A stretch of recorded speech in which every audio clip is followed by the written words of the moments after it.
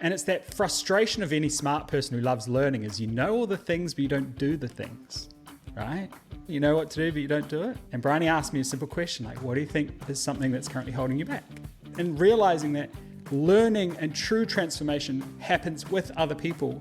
If you're buying something, like even a house, some of the biggest purchases of our life, and you think you did it logically, I guarantee your house purchase was emotional. You don't have to have slides. You don't have to have music. You facilitate how you like to facilitate and really lean into your own authenticity. Here's a great tip for you. If you find that sometimes, or you get nervous about that awkward silence when you say, does anyone have a share or anyone want to ask a question? Crickets. Also, it adds on the final level of learning, which is teaching someone else.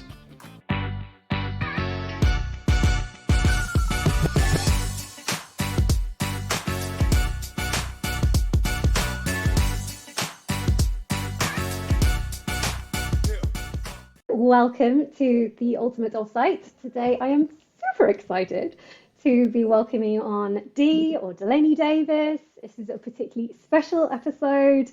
I will let Dalaney introduce himself and tell you a little bit about what he does and the context, but a little context before why it's particularly special. I have just come off the last 2 years of working with Dalaney and his wonderful partner in life and business, Bryony McKenzie, as well, the founders of Untapped. And yeah, we've just come to the end. And over that time together, I have been to and attended some amazing events from these guys. And I wanted to invite Dalaney on to give his wisdom, I suppose, your wisdom, Dee, around what it takes to really create a really great event. So welcome, Dee. I am so excited to be having this conversation. It's one of those things that I know so much about, but don't necessarily teach in too much detail.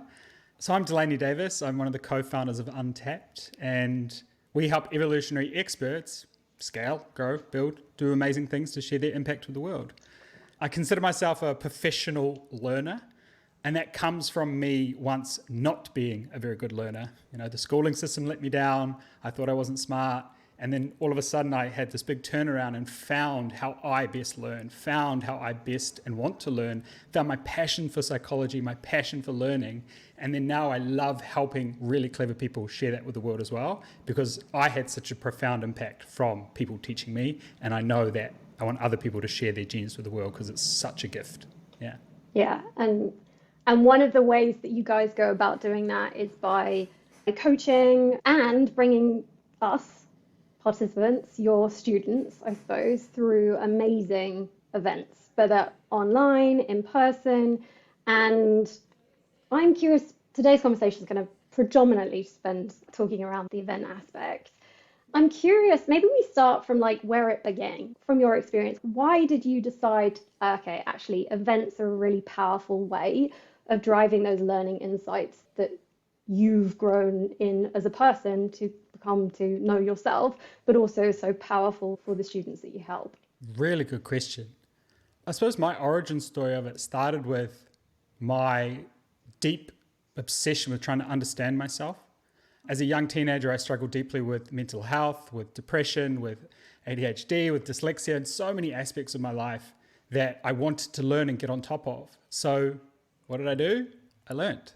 I went to university, I studied psychology, I read every book, I listened to every podcast. And what I got to this tipping point when I was maybe 23, 24, where I realized I was just kind of plateauing. And it's that frustration of any smart person who loves learning is you know all the things, but you don't do the things, right? You know that frustration? You know what to do, but you don't do it? And then one fateful day, the series of events that led me to this event was wild, but I ended up going to an event, a seminar, hosted by Bryony McKenzie, my life and business partner now. Oh my gosh. And this was a entrepreneurial productivity event. That's what they marketed as, but what it really was deep personal transformation. And these were concepts that I understood. I understood when they were talking about them. I understood the concept of trauma. I understood the concepts of story and beliefs and limitations and mindset and all that stuff. But it wasn't until it became my turn. And Bryony asked me a simple question, like, what do you think is something that's currently holding you back? And before it was my turn, the person beside me, I was about to say some bullshit around procrastination or something. And then it came to my turn. I simply said, like, I don't feel like I'm worthy of love. And in that moment, I was like, how did this woman get this out of me? What just happened? Why did I just share that with the room? And then through that instantaneous coaching, I got the most transformational experience in my life. And that's when I had that epiphany that transformation doesn't happen in a book. Transformation happens with other people. Because from my psychology background and all that stuff, we realize that we're created by others. If you think about everything that you are, it's all from someone else. Even your name is from your parents. Your extrovert, introvert is from someone else. Like, it's in realizing that learning and true transformation happens with other people. I could go down the whole anthropological lens, the storytelling lens, but it's truly how human beings create transformation and get that new wiring and change. And that's when I was like, this is the answer.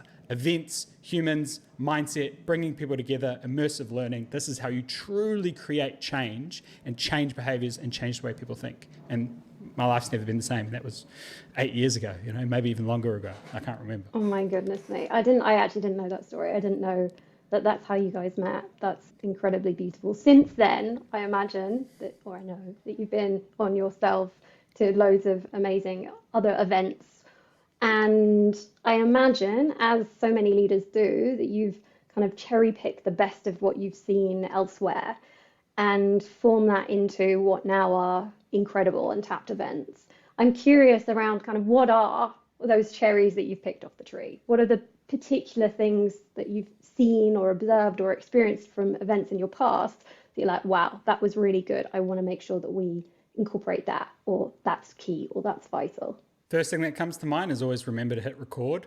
Yeah. Yep. That's a really big question. And there's so many small nuances and things we do. The first thing that comes to mind is probably remembering that everyone is different. Everyone learns different. Everyone thinks differently. Everyone comes from different backgrounds and contexts. And if anyone's ever had the privilege or the joys of putting together a presentation, oftentimes this thought comes to mind, particularly if you're teaching a specific topic and you go, oh no, but they need to know this and this and this before they know that, and blah, blah, and it become quite overwhelming. So then it's like really looping back to this, that everyone in that room is differently. So you have to ensure that what you're teaching, you're communicating it in multiple ways. So one simple example of this is some thought leaders can fall into this rabbit hole of only teaching the intellectual. So they just put a model on and they go, this is the data, this is the graph, now you should all do this behavior. But it's realizing that some people see a model and they go, aha. Some people read a whole slide and go, aha. Some people see a picture that somehow represents a metaphor and they have the epiphany. And it's really remembering that we have to understand that neurodiversity, that some people are auditory. Some people need to feel, some people need to think, some people need evidence, some people need exact examples and how it applies to them. Case in point, you often find the same type of person as the same people that always ask questions. It's because that's how they learn, is they ask questions and they want it in their context. Yes, and how does this apply to me? So that diversity is a really important one. What makes world-class events, understanding diversity? If you want someone to remember, emotion is key. And this is where movement, music, proper breaks, all those types of things really play into place of a world-class event, because you need to ensure that you're managing the emotions of people as well. If you think about all your memories that you actually remember, even traumatic ones, it's just a heightened emotion event and you remember them. So how can you add a level of emotion, be it through music or really powerful storytelling, to really make something stick and people remember it? And that is a skill that you need to learn and refine and get better at over time.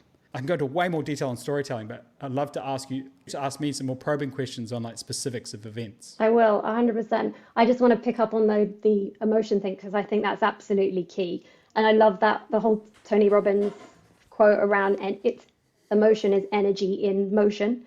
And that what you've just clarified there, I'm literally organizing an offsite for next week, and we're actually physically moving room because I want to shift the participants into a different context, into a different energy. Just by moving room, one, it's going to make it more memorable. It's going to separate the different parts of the day, and it puts them in a different frame of context as well. and just at least everyone's going to get up off their chairs and out of their bums. Not that we won't be encouraging that as well. You think that events, these big things, it's actually the small things, the small tips, tricks, the small bits that actually make the biggest difference. I mean, you mentioned music there as an example. You mentioned movement. Did you mention hydration? Not yet, but that's an important one to energy. Yeah, and I'm glad you looked in like physical location events, because those are a whole nother ballpark. And say when we used to host in-person events, there would be a small tips and things that we do to really maximize those events. So say it's a 2-day, 3-day event, is applying that simple principle that seems to apply to everything in life is 80-20. So 80% familiarity, 20% novelty. So this is where it's important of like, even your slide deck, you should have a clear template that is really familiar. And then there's just a little 20% that you change, be it the icon or the literal text on the slide of what you're talking about. The other thing is this amazing cue you've created of a different environment is we used to do that with the colors. So we used to do a lot of background lighting behind our stages. Each day they'd be different. Also, Bryony and I would subconsciously wear specific colored shirts depending on how we wanted people to feel. Often on day one, we wear blue. Why? Blue insinuates trust, knowledge. I can trust this person. Usually on pitch day or something where we're talking about something quite profoundly different, we wear black. That is significance, that is importance, that is leadership, that is I should listen to this person. When we're doing a lot of healing and transformation, white, healing. When we're doing a lot of like intellectual, they got to get their notebooks out and do some numbers and do some math on their businesses, green. Like it's all subconscious primers that you can really help people put them into the state that you need. Again, looping back to that state and energy is also considering what you're teaching. Are you teaching people a new intellectual process, like a strategy or a formula? Cool. That means your people are going to be sitting there thinking. How can you manage them thinking? If you're doing this as well, one of the most important things is remembering if you're doing a very intellectual thing where you're teaching strategies, teaching a formula, whatever it might be, is with your slide deck. The best tip, and remember, is people are either reading or listening. We can't do both. So it's really important that if you're teaching a very intellectual concept, is you either have a slide reading or you have a blank slide with a title or an image and you speak to that, which then requires notes. Again, coming back to that, what you're teaching, if it's very intellectual, then you've got to remember that they're going to be in an intellectual state. They're going to be thinking. So you've got to ensure you're giving people time to write, time to process. And this is where, like, say, even me having a water break, like I have that not only to stay hydrated, but also for me as a presenter, but also an intentional moment to give someone a break. There's a lot of research on silence. There's a lot of research on even getting participants to close their eyes, and the recall increases by almost 60% in those pauses you have. If you say something like profound statistic, like 70% of your team are unhappy, I just made that up, and I pause, you're more likely to remember it than if I just move on to the next thing. So that's another great tip if you're teaching more intellectual processes is pausing, choosing your color wisely, stay hydrated. Yeah, lots of things. I love that. I think one of the things that we can be afraid of, or leaders can be afraid of when they're building their events or fall into a pitfall of, essentially, is filling them to full. Just trying to load in so much content, and it comes from a great place. We want to add loads of value. We want to make sure that we're making the best use of your most valuable resource, which is your time. But you've just articulated there is what's the outcome? If you just want your participants to listen to what you're saying and not digest it, then sure, speak at them, present at them for an entire day or whatever it is. But if you want them to do something different, or if you want them to actually absorb or think or reflect or take it in, how do you consciously create those spaces, be it in the way that you present, or be it in spaces for reflection, spaces for consciousness around what are you taking away from this? What am I going to do differently as a result of this? I think that's another aspect that you guys do so incredibly well and systematically. I know if I come to an Untapped event, at the end of each, not even necessarily just each day, but each segment, there will be a moment for reflection. What are the key takeaways that you're taking away from this? What's one thing, one action that you're committing to do, and how do you put that in your diary? I think it's simple, but so powerful if you want to create change from it, not just be a learning experience. I can create that into a bit of a how-to. So just like diversity of learning, there's also diversity of human beings on who we are, how we behave. And there's three primary kind of modes that every human being has, is feeling, thinking, and doing. Those three: feeling, thinking, and doing. So to mitigate that problem of throwing the kitchen sink at your audience or your crew or the people you're facilitating for, is just think, what is the one thing I want to teach them to change the way they feel? What's the one thing I want to teach them to change the way they think? And what's one thing I want to teach them to change what they do? Because a lot of transformation, be it if you're facilitating about HR policy or you're facilitating about finances, at the end of the day, you are trying to change behavior. So what we get to do is realize that. So we get to facilitate from a place of ensuring that we're hitting all three of these notes: being, thinking, and doing. So what we do there is, say we recently run a challenge, which is basically 3 online trainings back to back. And what that entailed was each day we ensured we hit each of these notes, each of these points, be it this is a framework on how to do your sales. Then this is the feeling, or this is the belief or the identity you need to have around sales. Sales is service. And then we talked about that. We created a new identity. And then the doing, go do these sales activities every day and you will grow your business. Boom. You've just created a world-class presentation or a world-class training because you've hit all 3 of those levels of consciousness. Now, what you'll find with those 3 levels of consciousness as well, just like the neurodiversity of people, is you'll be amazed at, I can do it like clockwork, on 80% of a room, say their biggest highlight or biggest insight was the thing you shared they should do. 10% will come to you and share about the new way of thinking, and a very fraction of people will understand that intuitive level of new identity. It's incredible. And I really always look at feedback forms, loops, before every training I do. Bryony and I at Untapped, we're obsessed with feedback and insights, and this is to understand the level of consciousness of who we're about to speak to. If I'm facilitating a session on growing your business, and I read all the intake forms, and I realize that a lot of them haven't started yet. What that tells me is I need to get them into willful. I need to get them to do stuff. So the whole presentation will be then biased to willful actions, tips and tactics. If I see their analysis paralysis, I'm thinking I should do this or that. Okay, they're very intellectual. I need to change the way they think and give them some mental clarity so then they know what to do. Or they're just overwhelmed. It's like, cool, they should just come to the call. We should probably just be relaxed and talk about their feelings and navigate their emotions of entrepreneurship and hear them, get them to share more. They do more of the speaking and we just guide them through the sharing. Now we've created transformation for that intuitive. So it's really, again, understanding your audience. It always comes back, and I do it from a very deep macro psychology level. Yeah, I love that.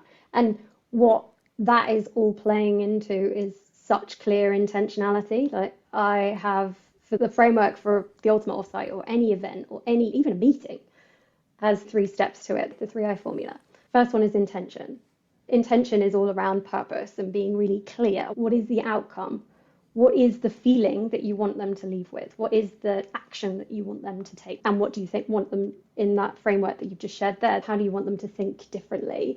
Start with that in terms of that intentionality before you then create, well, how do you then, the second I is all around interaction. So how do you actually get them to interact with it, interact with each other, participate, engage in it? And then the final I is implementation. So how do you support them to go and do the thing that they've come out with themselves or that you've kind of guided them through in the event? So what I'm hearing from that so much is this really clear intentionality and a consciousness around what is that one thing.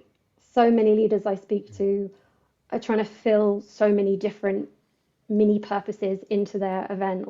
That's one of the reasons that we stuff it so full, is by trying to do way too many things, where actually what you do, what you've just described, is by creating real clarity up front around what do we want to do. And then what I absolutely love about what you've just shared there is you're building it on the basis of your audience or the people that you're there to support, by understanding first, where are they at? By doing that intake form, it enables you to close that feedback loop.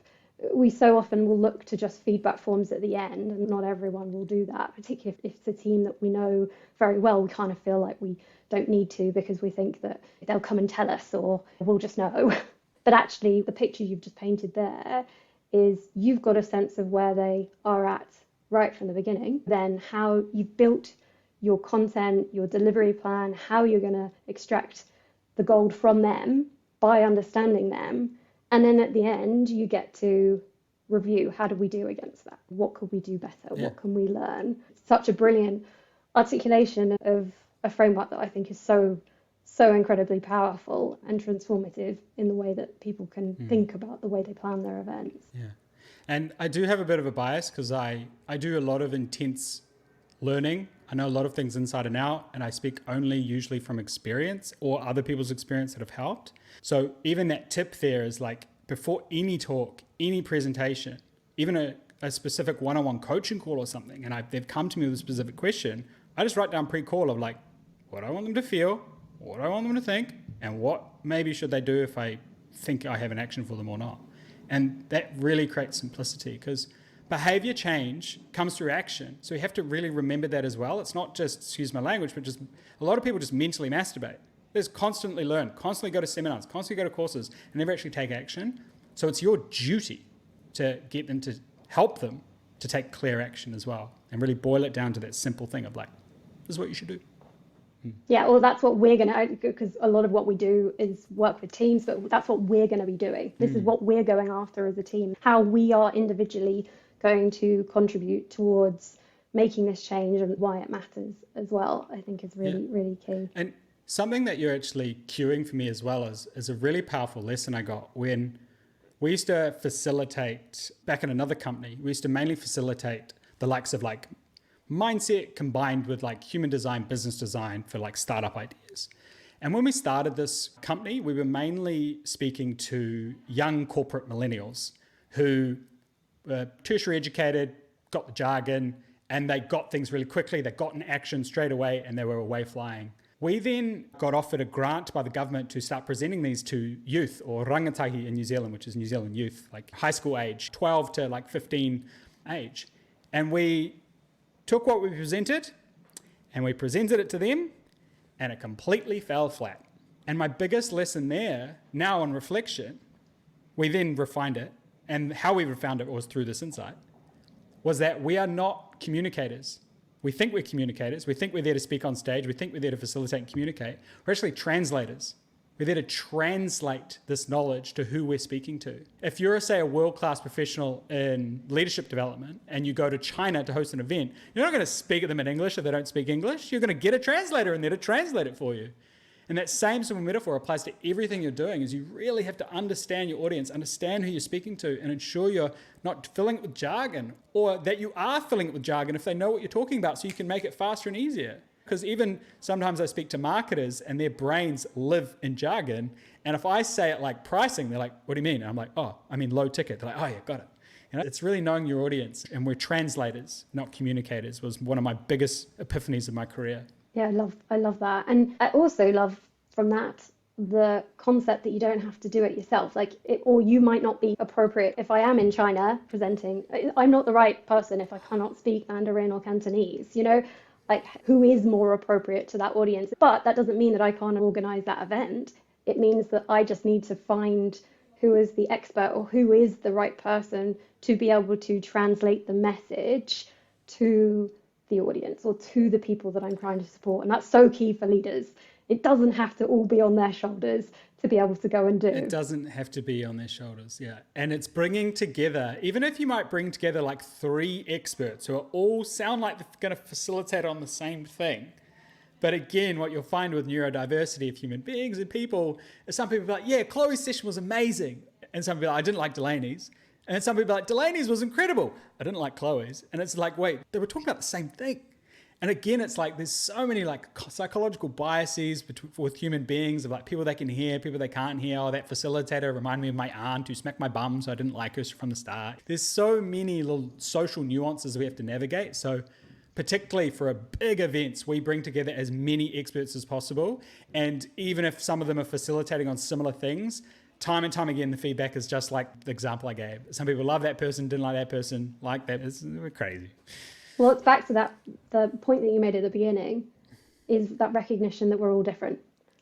So what's going to work for me doesn't necessarily going to work for you. And that means that is a difficult challenge that we have when we're organizing events. This is all springing to mind for me is that thing that you said at the beginning, which is that we are all different.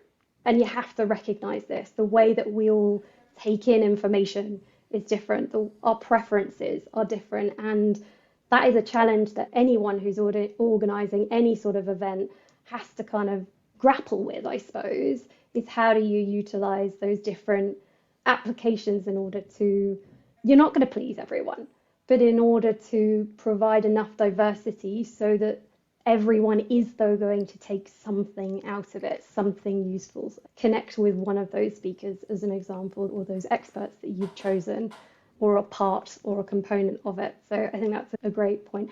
I'm really curious. I want to talk about story.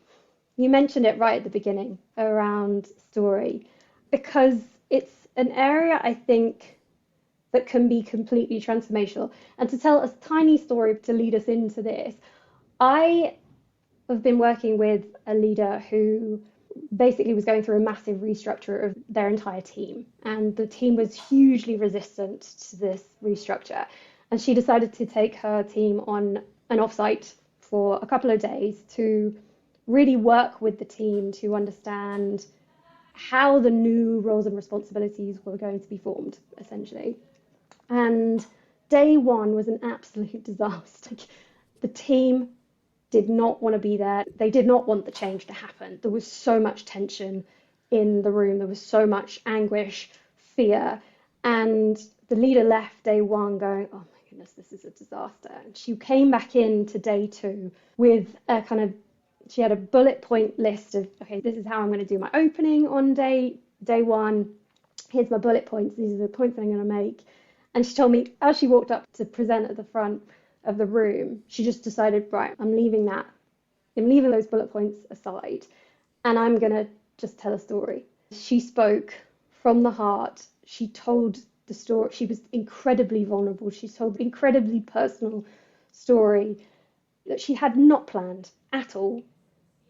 Completely shifted the dynamics in the room, the connection that they had to her, because she spent a little bit of time to pre-frame, give context, and take people out of the kind of analytical to really just see it from a different perspective. And it was just such a brilliant example of how story can be completely transformative. And one of the things that we are often afraid of as leaders is around sharing, is around being vulnerable, is around storytelling. And you have been absolutely transformational in my ability to tell stories.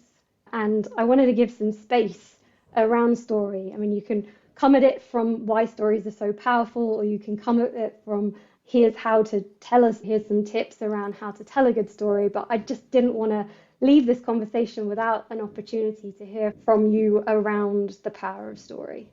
Wow. I think I'll start with like why they're so important, and then go into a framework that you could perhaps try, and then a few tips and tactics to make your stories just pop. So the very first thing on why they're so important from a normal psychological perspective is they create context. Who are you? Why the hell should I listen to you? What is the background? Where are we going?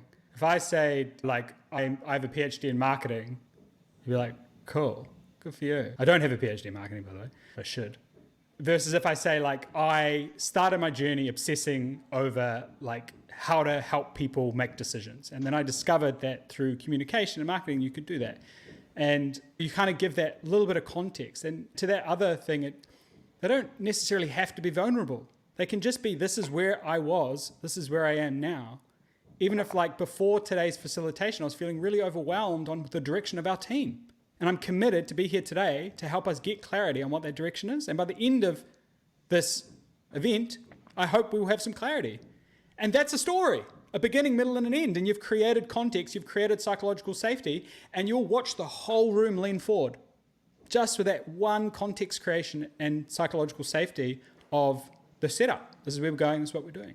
The other thing that's super important from a tips tactic, I'm looping, but I'll loop back, is the 3 permissions, which I find is a groundbreaking small little thing you can do in terms of tips to really make your presentations pop and create that story of psychological safety and almost a little bit of vulnerability.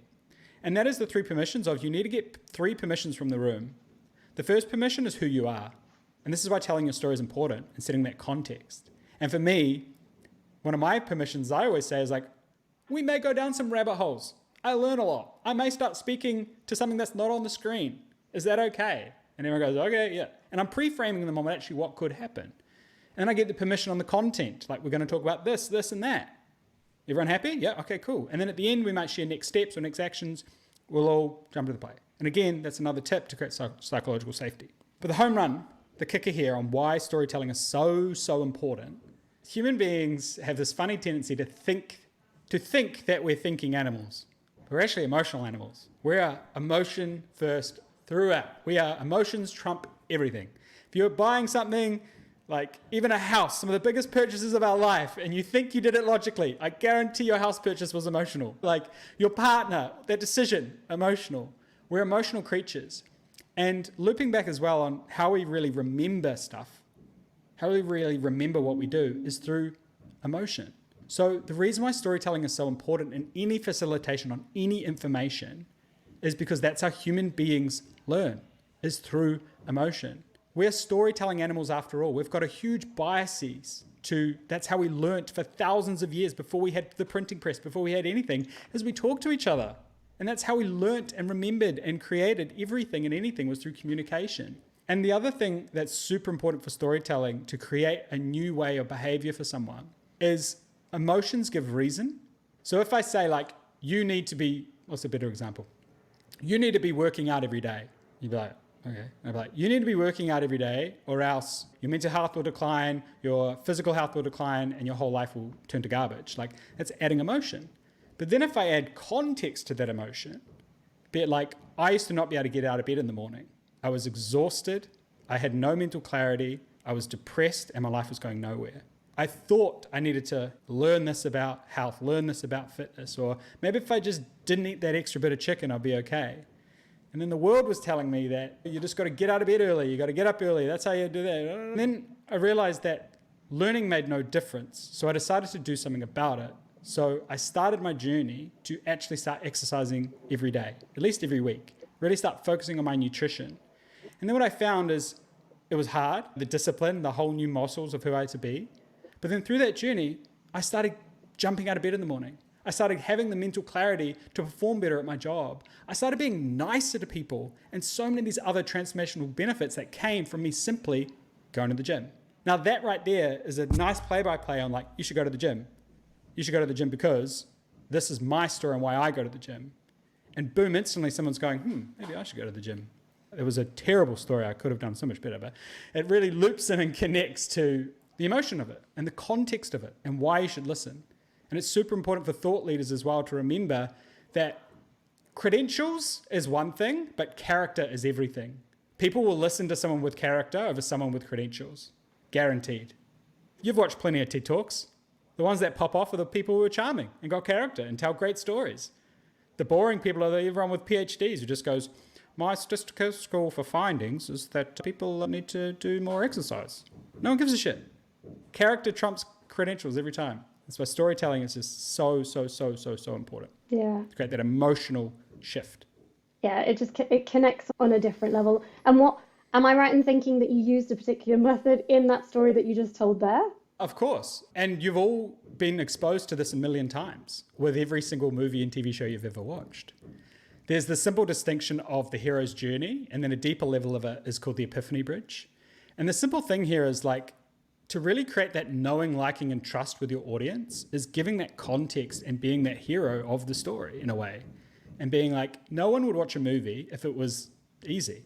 If it was like, he did some push-ups, he saved the girl, he killed the baddie, and that was the end. It's like, that was the boringest movie in the world. People want to know the journey that led you here, know the trials and tribulations, the dragons you had to slay, the wizards that helped you along the way, and really create and connect to who you are and how you got here. And the most powerful distinction of that is called the Epiphany Bridge. And that is a 9-step emotional-driven formula of up, down, up, down, up, down, and really creating you as the hero in that story so people know and trust you and want to listen to you. The very first point of that framework is context. There I was, sitting in my car. Then what you do is you express the pain. All I wanted was a McFlurry. Then you might state an external circumstance that they have, an internal and external circumstance. So all I wanted was a McFlurry. The world told me that flurries are bad for you, but I knew deep down I really, really wanted one. So then the next step, stage 4, is you make a plan. So I decided I'm going to go to McDonald's and I'm going to get a McFlurry. And then the wall, that's when it happened. The machine was broken. What is he going to do?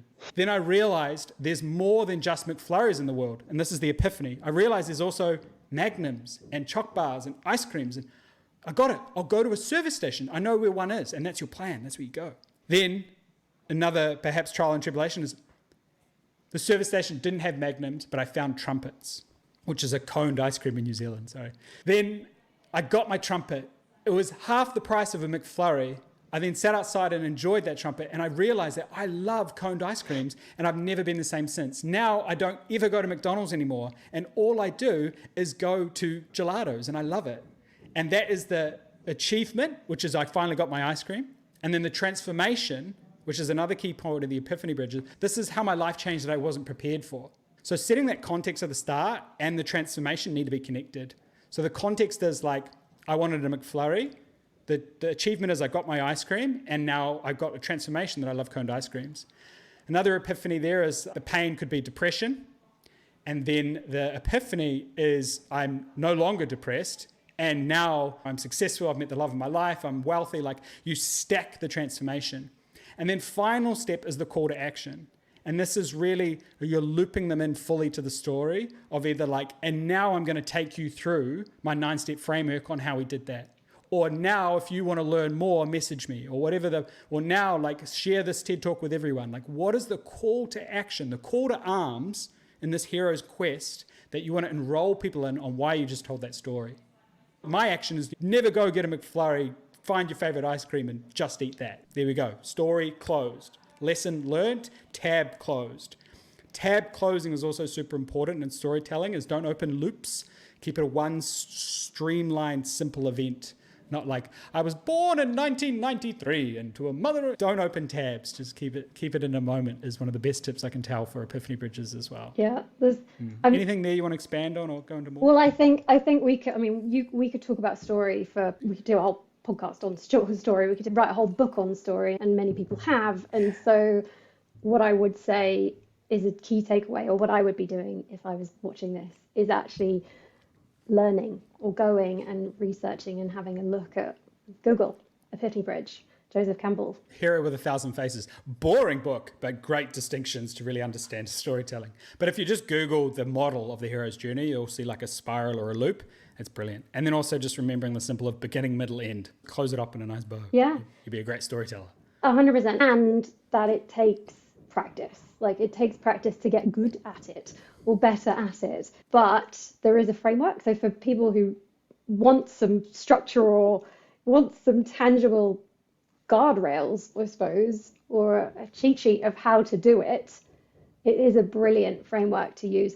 The one other thing I would say, if you were going to just do one part of it, apart from the start, middle, and end, is the context, set context. I cannot tell you the number of times that I've been asked to come in and facilitate a session or run a workshop as part of an offsite, and yet the leader has failed to give any sort of context or set any sort of context to why I am here and who I am, and it's been down to me, which is fine. I can do that.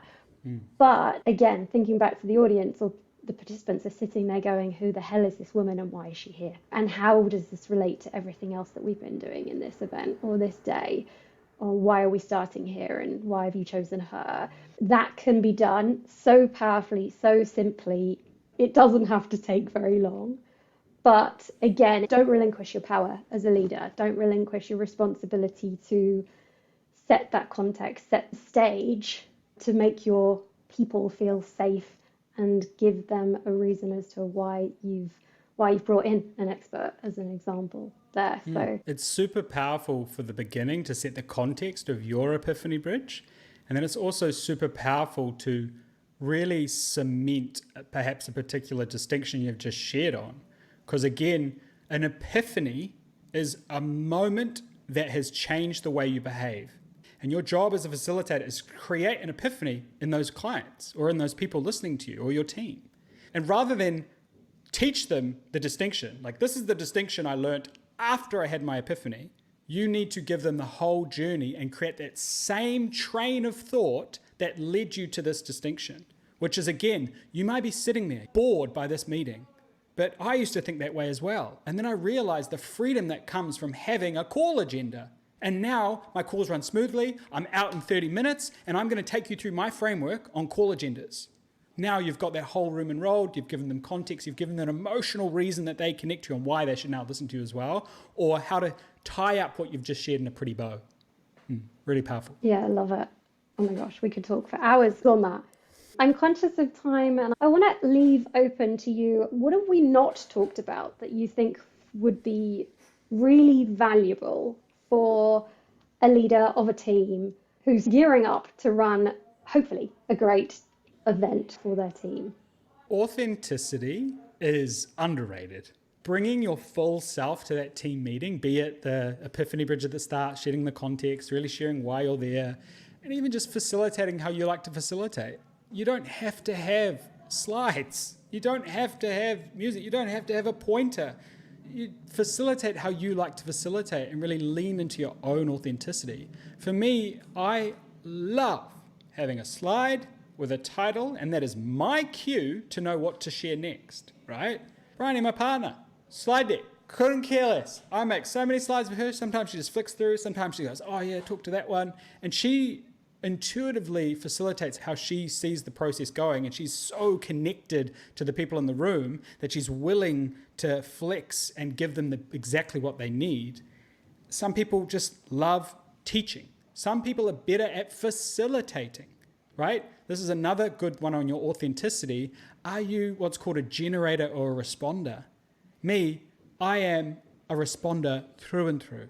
Give me a detailed question and I'll give you the best answer. If you don't, I'm just going to sit there and teach you things you probably already know. So again, it's like there's a difference between being a facilitator and being a teacher and being a speaker. And there's so many elements, and it's just really staying in your authenticity. And the best way to know that and how you should facilitate, how do you like it? How do you learn? What facilitators do you like? Take notes on what they're doing, because if you see it, you got it. And that's probably how you should speak or how you should facilitate. If they've got no shoes on and they're floating around the room and walking up and down the aisles and around people, you should do that. Like be authentic and do the things that you enjoy doing rather than thinking it's the script on how to be the perfect facilitator or speaker. So that's my truth, is be authentic. Facilitate how you best want to and how you best learn as well. Yeah, that's beautiful. And I also think how can we do that more in corporate environments where taking your shoes off might not be the done thing? This is true. No, but how do you rewrite that?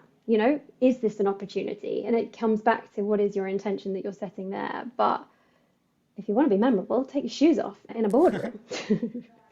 It's also like something you touched on really powerfully was environment. Like not facilitating in your offices is one of the most important things you can do. If you just say, everyone jump on Zoom, we're going to have this guest, and everyone's on Zoom at home or in their desk and doing their things they've always done, they're cued to that same environment. One of the most powerful driving forces in human beings is our environment. And if you can get your team in a new location, in a new space, in a new context, to then create a new context, it's the most powerful thing you'll ever do. So that, your CEO who's always suited up at the office all of a sudden rocks into the offsite and he's in barefoot and jandals, like people are going to instantly, the pattern is broken and they're going to be like, oh, you might have something different to say today. We should probably listen. So again, environment, context, storytelling, it really can bring it all together to create the transformation you want in your organization. Yeah, that pattern disrupt, I think, is so powerful there. How do you consciously disrupt someone's pattern or a team's pattern and be conscious around how you go about doing that, whether or not it's using environment, or whether or not it's telling a story, or is it helping someone see you in a different context, or helping them be in a different context. We talked a lot about story here. Actually, how do you create space within your events to enable your participants to tell their stories too, or to contribute as well? Because that's cementing learnings for them, it's cementing insights, and it's creating way deeper connection. Way deeper connection. And one of the best things there you touched on is getting your participants to share stories. Here's a great tip for you. If you find that sometimes, or you get nervous about the awkward silence when you say, does anyone have a share, or anyone want to ask a question? Crickets. Best thing to do is warm them up. So what you do is you say, write down your biggest insights first. Write it down. And then you reveal the next thing. Talk to the person next to you what you just wrote down. And then the next thing, if anyone wants to share, you may. And then eventually one person will share. And you warm them up to sharing. If you jump in and write, right, who wants to come up and give it a go? It's going to be an awkward silence. And then that one confident person who comes up and always shares, always does the sharing. So that's one of the powerful things as well, is get them to write, share amongst themselves, and then maybe who wants to share with the group. It's a nice tip to warm people up to sharing their insights and sharing and connecting as well. I just want to share that one because, again, it was a good one and you prompted me. And I'm so glad that you did. And I'm so glad that you did, because often, I mean, I've run events where I'll have thought that I've created, what I will have delivered hours into content decks and this amazing thing. And then I ask on the feedback form, what did they most enjoy? And it was the breakout rooms where they were chatting amongst themselves. And I'm like, it's a really great lesson to learn that we want connection. Like, we are social animals. We're built for story, we're built for connection. And actually, rather than filling it too full, or rather than putting it all on ourselves and our pressure there, how do you consciously create that space? And I love that tip. Because we've all had it where no one shares, no one gets up to share. So how do you warm them up? I think is brilliant. Also, it adds on the final level of learning, which is teaching someone else. So if you've just taught something and you said, tell it to the person next to you, now they have to explain it. And now it's cemented. It's genius. It works every time. People remember. It's genius. As are you, Dee. I'm going to close there and say an enormous thank you for your time, for all of your support on a personal level over the last 2 years, and for being so generous with your insights to this community.